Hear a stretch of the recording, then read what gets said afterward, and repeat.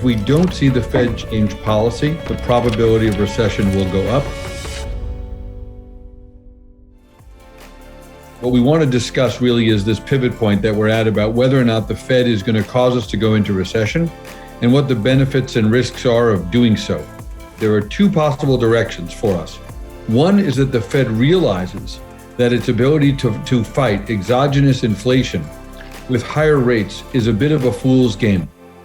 Or alternatively, the Fed decides, as it said in its most recent statements of about a month ago, that the fight against inflation is essential. If the Federal Reserve is going to focus in on labor markets and try to achieve a weakening in labor markets, they're not really addressing the root causes of the inflation that we've just experienced. This was about shortages that were induced by two things: stimulus, which is history, and also, again, changes in the sources of demand in the economy.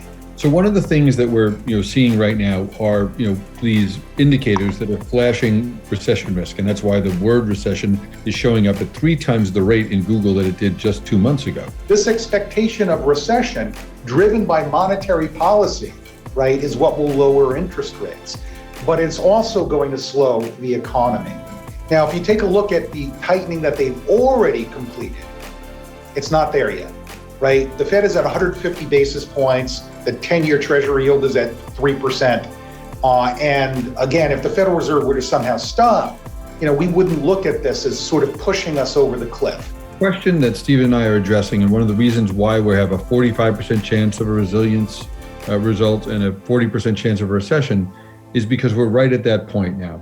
If we don't see the Fed change policy, the probability of recession will go up. If we go into a recession, it's going to be a relatively long period, right? Maybe a period from where we are today for another 6 to 8 months, where equities will actually, do relatively poorly, right, relative to what they can do before a recovery will occur. And if we don't go into a recession, that period will be far shorter.